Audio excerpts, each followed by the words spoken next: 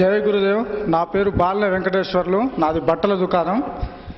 నేను 5 సంవత్సరాల క్రితమే యోగా పూజ్యశ్రీ భిక్షమయ్య గురుజీ గారి ఆధ్వర్యంలో యోగా చేసిన.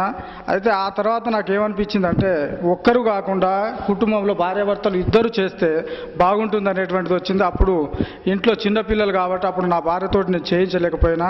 ఆ తర్వాత ఇప్పుడు నెక్స్ట్ పెట్టడం జరిగింది. అప్పుడు నా భార్యను యోగాలో చేయించాలనే ఉద్దేశంతో ఇక్కడికి రావడం జరిగింది. ఇంట్రొడక్షన్ విన్న తర్వాత ఆ యోగాకు ఈ యోగాకు ఏం తేడా ఉంటుంది, ఆ ఒక్కదామని వదిలిపెట్టేసి నేను వెళ్ళిపోదామని అనుకున్నాను. అయితే ఇంట్రొడక్షన్ విన్న తర్వాత ఈ ఆనంద ఈ తాండవం ఇది ఒకటి కొంచెం నాకు ఏదో వెరైటీగా అనిపించింది. అయితే కంపల్సరీ నేను కూడా చేస్తే బాగుంటుందని నేను కూడా 300 రూపాయలు డొనేషన్ కట్టి ఆమె పేరు నా పేరు ఇద్దరం రాసి ఇద్దరం మార్నింగ్ క్లాస్కి వస్తున్నాం. అయితే ఆ యోగా ఈ యోగా చాలా తేడా ఏంటంటే అందులో కూడా ప్రాణాయామాలు అవన్నీ చెప్పిండ్రు. కాబట్టి ఇందులో ఒక ఆనందం, సంతోషం, నవ్వు ఇంట్లో కూడా ఎంతో అద్భుతం.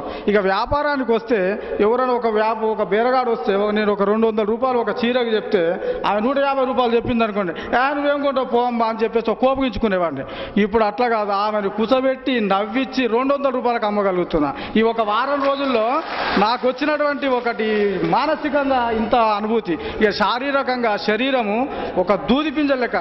ఏదైనా వంగి అందుకోవాలంటే ముచ్చటే లేదు. అరే ఇది చెప్పేది, అరే తినాలి కాదు పట్టుకరారా అని చెప్పేది. ఇప్పుడు అట్లా కాదు, మనమే పోయి తీసుకొచ్చుకునేటువంటి మానసిక శారీరకంగా ఆ విధంగా మార్పు వచ్చింది.